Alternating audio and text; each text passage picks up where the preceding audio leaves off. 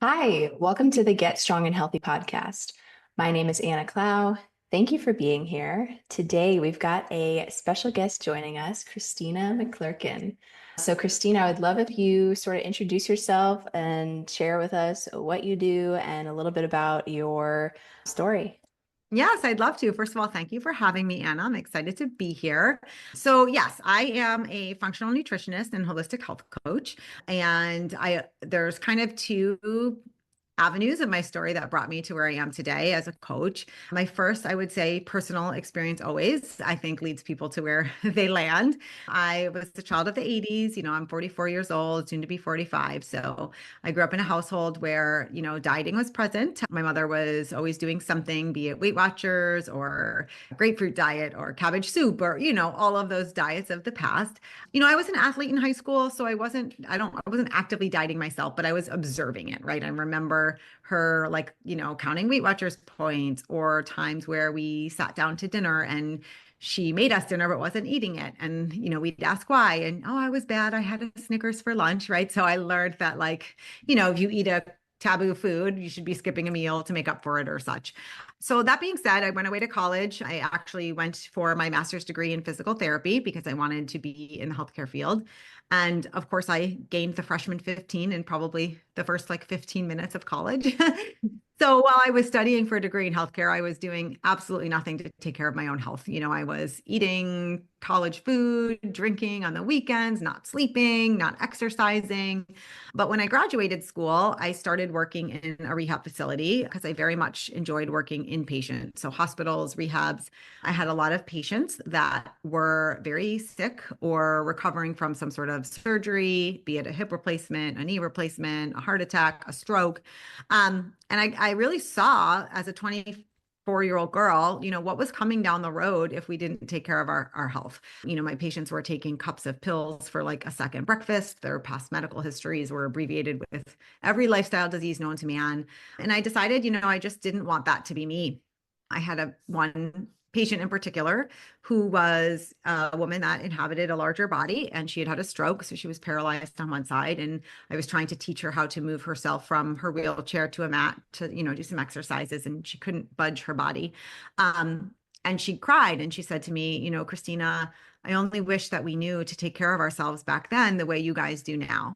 And it was a real light bulb moment for me because I was like, yeah, I know, but I wasn't doing it. So I decided at that point, like I wanted to get healthy. But of course, because I grew up in the 80s, very influenced by diet culture, healthy to me meant just like, okay, weight loss, right? I had gained a lot of weight in college. So I was like, that's what it is. And so I went about it with every accessible diet. I tried Weight Watchers, I tried Atkins, I ended up landing on my Fitness Pal, who told me at, a whopping 5'3" that I should eat about 1,000 calories a day to lose weight. So that kind of kickstarted my journey into under eating, over exercising, so I could earn back some food. I would restrict myself a lot during the day, only to then binge at night. It was not healthy. So I did lose some weight, but in the meantime, I lost my period. I dieted my way to hypothyroid. So all of these metabolic issues that I didn't realize at that age were metabolic issues related to dieting. And so, fast forward to getting married and trying to get pregnant, and I couldn't have kids. I was unable to get pregnant because I didn't have a cycle and my thyroid was all off. So I had to go through fertility treatment.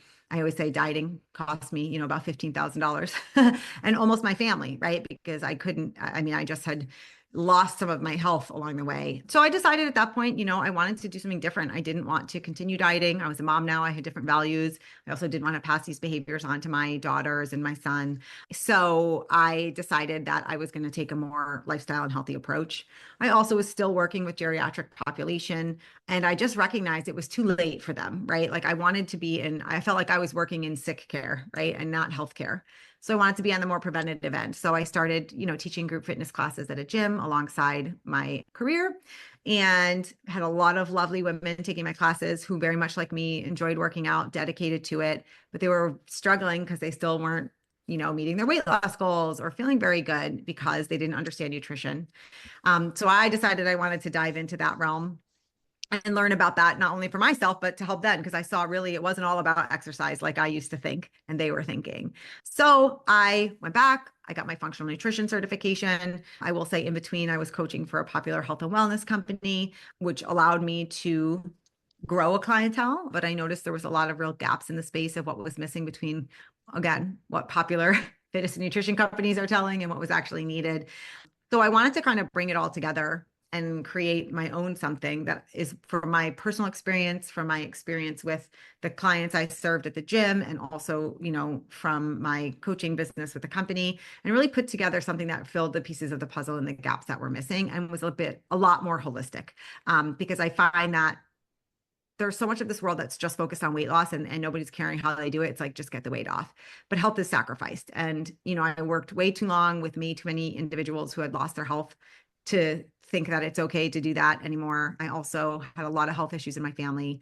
My father was diabetic, lots of metabolic disease. He has since passed. My sister's a 2-time cancer survivor. So there just is, there's basically a lot of pieces, but in the combination of kind of experience with health, experience with my own diet, and I wanted to just bring it together so women could understand that you can lose weight, but also be healthy at the same time.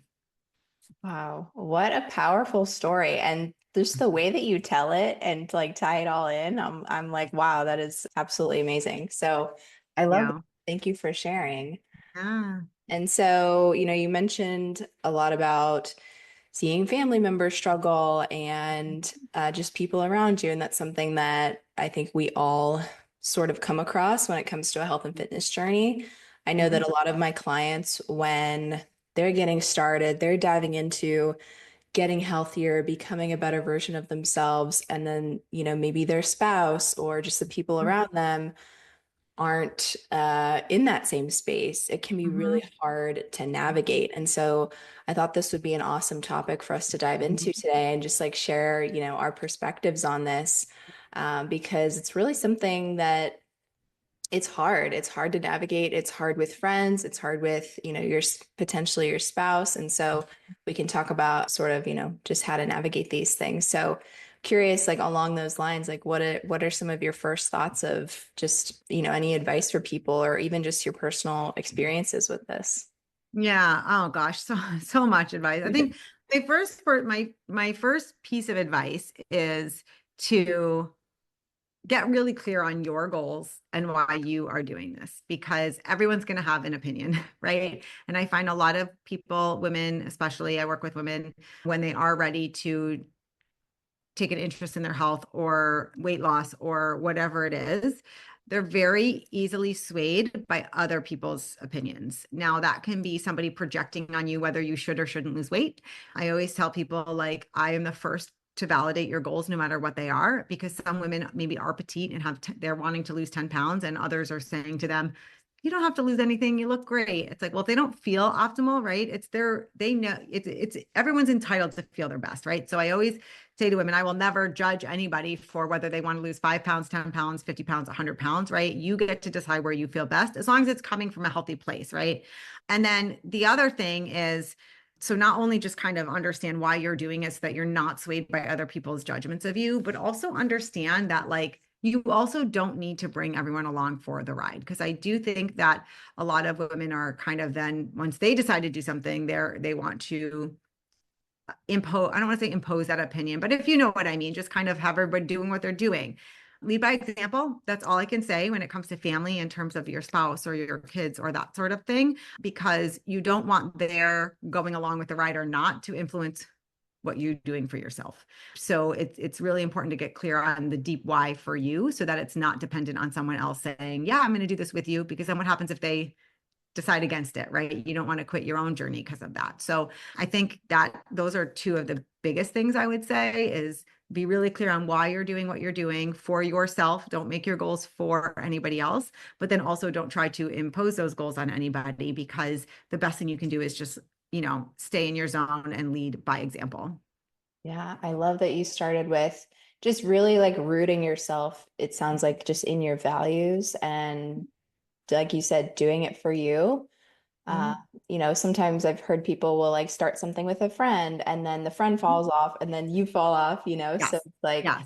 hey, it's fun and awesome to like, have a partner, have an accountability, but like at the same time, you have to know that at the end of the day, you're the one who's, showing up for you. And then when it comes to, just like you said, leading by example, I talk about this with clients all the time because if you try and tell, like for example, I'll talk about, my parents. If Mm-hmm. I try and Mm-hmm. tell them, hey, you should do XYZ, eat this way, blah, blah, blah. People are just Mm-hmm. very resistant to that for some Mm-hmm. reason, especially when it's people close to you. But people really need to decide from a internal lens that this is something they value, this is something that they want to pursue, Mm-hmm. versus, if you just tell someone to do something, it's oftentimes not really going to work because behavior change really needs to come from within. And that's something that can feel hard to accept, I think, for a lot of people when we just really want the best for those around us. And just like you said, leading by example is the best thing that you can do. Uh, Mm-hmm. so I guess a cool thing that we could, or interesting thing we could pivot into is like how to deal with criticism or comments, or, is that something that you've experienced on Yeah. your journey? Oh, for sure.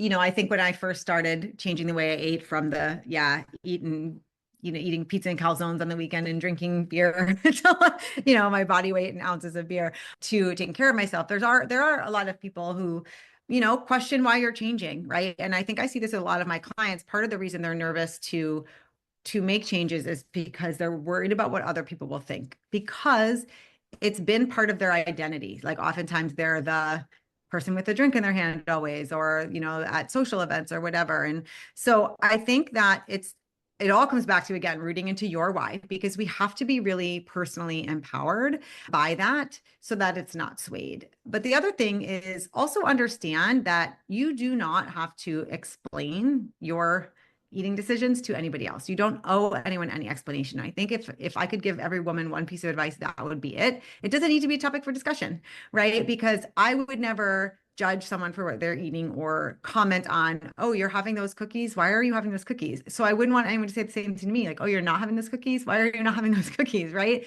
You don't need to explain to everyone why you're choosing the healthier choice or why you're choosing to indulge. That's up to you. And I think the more we allow that conversation to be open with people and let them comment and let them make us feel a little bit defensive or like we have to explain, the more it just opens the door for not standing strong in your opinion on it or your values on it, like you said. So I always tell people, like, what you're eating or drinking does not need to be explained to anybody else. And if they have something to say about it or to comment about it, it is a reflection of them, not you, right? Oftentimes it's a reflection because they're wondering why you're doing something and then if they should, or if you're judging them for not. Meanwhile, you're probably not, right? So I think that's very important, just kind of giving people the permission to not feel like they have to explain themselves, because it's not up to anybody else. Like, right, they're not living in your body, they're not struggling with your struggles, they're not desiring the goals that you desire. So why would you change your actions for somebody else's opinions? Yeah, absolutely. And especially as a nutrition coach, I feel like these comments can be even more exacerbated at times. And a lot of the times it's just like, and you just move forward and you kind of ignore it. And then I think that that really sort of shows people that, yeah, like this isn't really something that we need to dive into. But yeah, exactly. When you start to play into it and feed into this conversation, it Mm-hmm. becomes just very complex. So, Mm-hmm. Mm-hmm. and then another thing is when you start to make changes and those around you begin to make comments, or they're really, I look at it as they might be threatened, or they might be shown something about themselves that they feel uncomfortable or insecure with or frustrated with, and so they're like, they're criticizing you when in reality maybe they wish they could Mm-hmm. be more disciplined, or go on this journey. This is something they want that they've struggled with, and so that can kind of come out as that like hate and that criticism, and so that's just something also to be aware of when navigating these the comments and things like that. Yeah, absolutely. I always tell people too, especially women, when it comes to maybe spouses or family members, I think we always sometimes go looking for permission when really we should just be looking for support, right? You don't need anyone's permission to work on yourself. I know a lot of my potential clients struggle with this. Let me ask my husband if it's okay that I do this program or invest in this, right? And I said, really, the conversation should be, I need your support. I don't need your permission, right? If this is something I want to do for myself, I'm going to do it, but I'm looking for your support. And the same thing could go with eating decisions or those sort of things. If maybe your spouse is a meat and potatoes kind of person and you're looking at adding some more veggies and whatever, it's like, great. I don't need your permission to do this. I don't need a judgment, but I'm just asking for your support. You don't need to eat exactly like I do, but please support in what I'm trying to do here because it will make me a better me, which in turn will make me a better wife or mom or, more present and in a better mood when I am present and those sort of things. So I think it's key just to make sure that those around you and close to you understand that your expectation is that they support you. They don't have to agree with you. They don't have to do the same you're doing, but if they love you, then their support is what really matters. Yeah. And so what do you say to, let's say, the woman who, comes to us and is like, gosh, my spouse is just bringing home pizza and all these cookies and it's just, I can't control it and then I just want to eat it and so it's his fault. He's kind of sabotaging like my journey. Like, what do you kind of say to a situation like that? I mean, there's not a one-stop answer to that because I've seen multiple situations in clients where that may actually be the case sometimes. And it is a conversation that needs to be had because I remember specifically one client who felt as though her husband was bringing those things in to sabotage her because he was insecure in the relationship and felt that if she lost weight, it might turn into her feeling like she's better than him or too good for him or leaving the relationship. So really it's not about the food. It was about a relationship insecurity. And that's, I'm not a therapist, so I'm not here. I defer outside my zone of genius, but I always say like that might be a conversation that needs to be had because it's not really about the food. And oftentimes everything, you probably know this as a nutrition coach, so much of what we go through isn't about the food itself. The food is just kind of the outlet or the comfort or the, just Yeah. symptom, right? So I always say, like, I'm a root cause kind of person. So let's get at like what the reasoning is. Are they bringing in the food honestly, purposefully to try to sabotage you? Because if that's the case, let's figure out why. What is the insecurity there that they're afraid that if you look better, feel better, or lose weight, might be a problem. If not, if it's just like that's just what they're eating, then we would need to work on the, client themselves and their um empowered ability to speak up for themselves because maybe they have not even had that conversation. Like, again, I need your support. That makes it harder for me. Would you be willing to please not bring those things in the house? I think a real big part of what I do and what we do as coaches in the terms of health and wellness is to help use that to empower people in their life. And that means starting to have harder conversations, right? Speak up for themselves, set boundaries. All of that stuff is prerequisite for women to even be able to work for them on themselves. And I think that's actually where I start with my clients because a lot of women do really have the desire to work on themselves, but they don't have the capacity. They have leaky boundaries. They are doing everything for everybody else. So we actually need to start there to even give them that space and mental capacity and ability to do it. So sometimes if a family member is bringing in those things, it's just a matter of being strong enough to have a conversation, to ask for the support to not. And then if it's not the case, if those things are going to be present around anyway, then it becomes more of an internal discussion, right? And that's saying, who are we trying to become here? Because it's not about saying a food's off limits for any certain amount of time, because we all know that doesn't last. It's about really getting in touch with the identity that you're trying to embody. So it's not about I'm just somebody who eats a salad or a healthy meal. It's about I'm somebody who values my health and I will choose healthy foods accordingly, right? So then we just really want to shift into that identity-based goal setting. So that's not about the food itself. It's about who we're becoming in the process, and we can start to align our choices with those goals. Yeah, I love that. Love that. It's a balance of curating your environment the best that Mhm. you can, having those conversations, having boundaries, but then also like that personal responsibility of, okay, this is something that I can't avoid, seeing these foods and being Yeah. around these things that are maybe, for lack of a better word, like triggering for you, Mhm. but learning the tools and the mental strategies of like how to navigate that. There's a few things that I've picked up along my journey, and it's very personal to everyone, but something that has worked really well for me is when I'm around food that I don't necessarily want to be indulging in, I know that I'm not hungry for it or want to have it. I will be very intentional about just not looking at it. And that sounds like very maybe weird to some people, but I think that when you keep looking at it, like you're just gonna want to eat it. It's just Mhm. it's our, second nature. But something I started doing at restaurants, like for example, the Cheesecake Factory. They've got these massive plates, and I noticed I would just keep looking down after I was full, and I would keep looking down and just take another bite and take another bite, and I'm like, why am I doing this? I'm full. So I was Mhm. like, okay, let me just not look down. Let me Mhm. just focus on the person across from me Mhm. and not look down. And that simple thing, like, changed the game. And so that's like a Mhm. really cool tip, really easy trick that, you could try out and you could see how that affects you. Yeah, I always tell people you have to be very aware of what you're consuming visually. A lot of people think we're just aware of what we're consuming through our mouth, but digestion starts upon sight.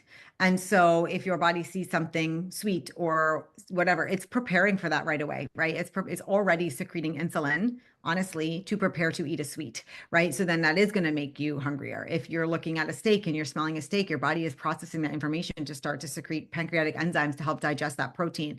And I found that very true because I love sweets myself. I enjoy baking, right? But yeah, it's not serving me if I'm doing it every day and licking half the batter. And I found that there was a time where I opened up like my Instagram and my whole Explorer page was, desserts, right? Like, or my Pinterest. And if I'm consuming that information every day, guess what I'm going to do? I'm going to walk into the kitchen. I'm probably going to make something, right? So we do have to be careful about what we're consuming visually. So if you are someone who is, yes, trying to work on some healthy relationship with food or goals for weight loss, probably watching like, cooking shows or baking shows or that kind of stuff at night on TV is not going to serve you. Same thing with what you're consuming on social media. And so I think a lot of people are not recognizing that what we're visually consuming can impact our eating behaviors as well. So I love that you brought up that trick because that is absolutely perfect. And I always also in social situations remind people like, let's not make it all about the food, right? I think we're so accustomed to that as a culture because we're on some diet and it's taboo but it's like, before we go to this event or out to dinner, what else are we looking forward to outside of the food?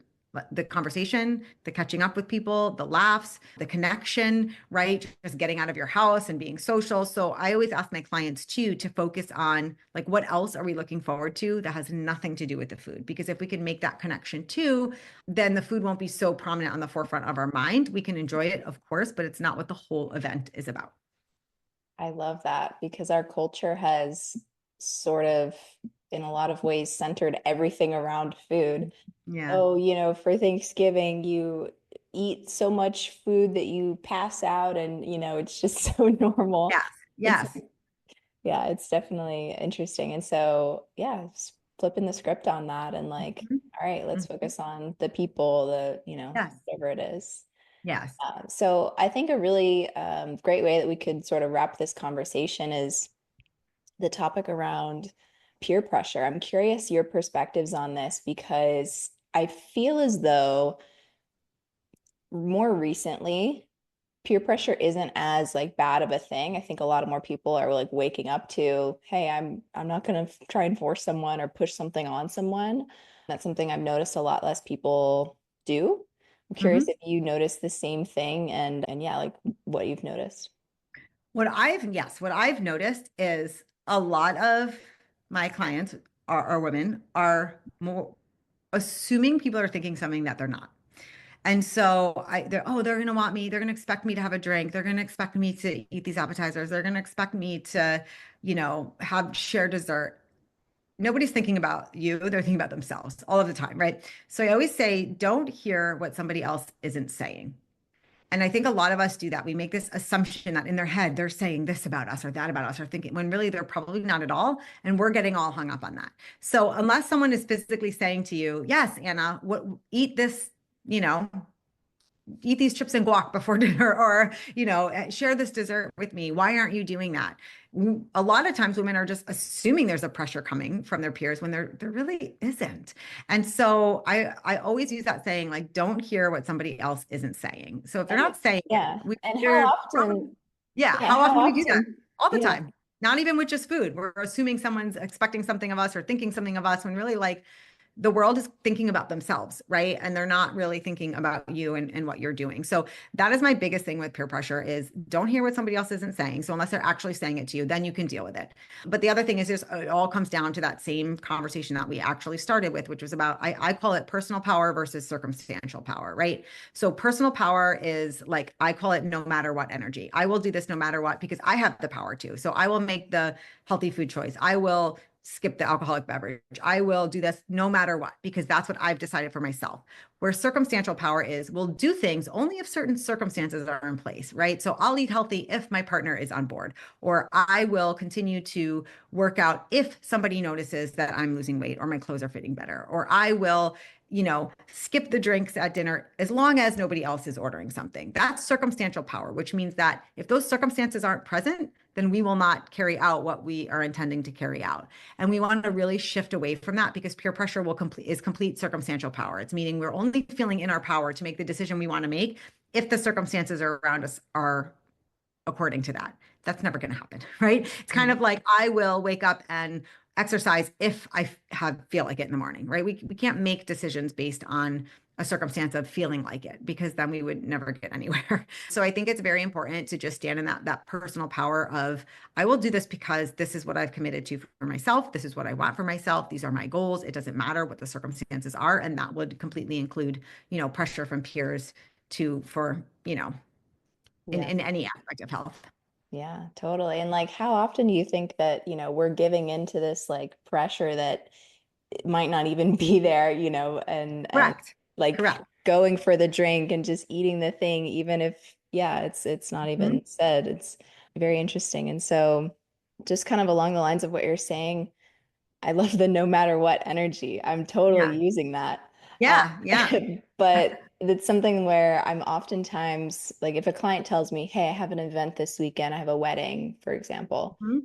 this is something where I'll often use this activity called if then, where we're Mhm. coming up with a few if then statements to be like, all right, if this challenge, whatever it, comes up, Mhm. then I will do this. And you're Mhm. going in being proactive Mhm. with what do you want to do? How do you want to approach this? You're coming at it from, all right, you get to think ahead. What are your personal values for this weekend? How do you want to have your boundaries versus not thinking about it, showing up, mirroring what people are doing around you, giving into this peer pressure, and then like at the end of the week, you're like, oh, I just feel like crap, and it was just a crazy wedding, and I just couldn't do anything, and Mhm. but really you do have so much more power than you think. And it really starts with that intention and just being proactive about, all right, what am I going to do for myself? So like, Yeah.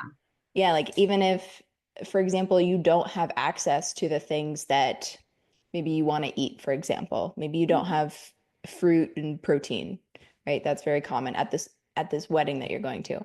What you can do is say, hey, if I know there's going to be no fruit and protein, I will then go to the grocery store that morning and grab a few things, right? Like, and Mhm. that's really that difference of we're thinking ahead, we're being proactive, and we're really making work what we want to make work for ourselves.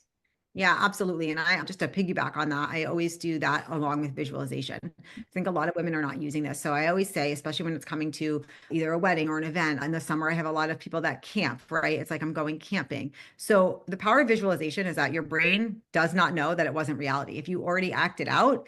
So I always say, usually if let's just stick with the wedding example, you know what you're wearing, you have your dress picked out. So I actually have my clients before that go through a visualization exercise where they close their eyes. I said, I want you to picture yourself in the outfit that you're wearing at the venue, surrounded with the people you know you're going to be surrounded with. Watch yourself around the food. What are you choosing to put on your plate? How are you eating it? Are you just about the food? Are you talking to people? How many drinks do you have? How do you feel about your drinks and in control? Are you choosing a glass of water in between? So I actually have them visualize going through the entire event ahead of time because that way they're way more likely to act out those behaviors that they planned when they're there because they've already done it in their brain and your brain doesn't know the difference. So I use visualization as a tool with my clients all of the time, in addition to that kind of if then and kind of preparing ahead, because it takes it to that next level that your brain believes it already happened. It watched you go through this. you've already planned out your actions around the food and the beverage and just the event itself. And then oftentimes I'll also go another layer deep and say, I want you to write like a letter to yourself for Monday morning. Like, how are you waking up? What are you saying to yourself? Great job this weekend. You did enjoy the wedding cake because that's your favorite, but you passed on the, you know, whatever bread because you don't like the bread, right? I'm really proud of you. It's nice to know that you could feel in control around your food. So also kind of acting, what are you going to say to yourself after commending yourself for how you acted? So if we can do these things, like you said, ahead of time and just be proactive, there's so many tools we can use to make ourselves more successful. And I think in the traditional diets out there, these tools are not being utilized and they can be complete game changers for, because there's strategies that can be used for like so many areas of life. Yeah, I love that. The visualization, and then it really takes it a step further with like the letter, for the Yeah. like, dang, that's really a great way to just really cement, your future self and what you want. Yeah, especially I find I did do this a lot in summers, like when people have vacations, right? We go on an all-inclusive vacation every summer. I have a lot of friends that do.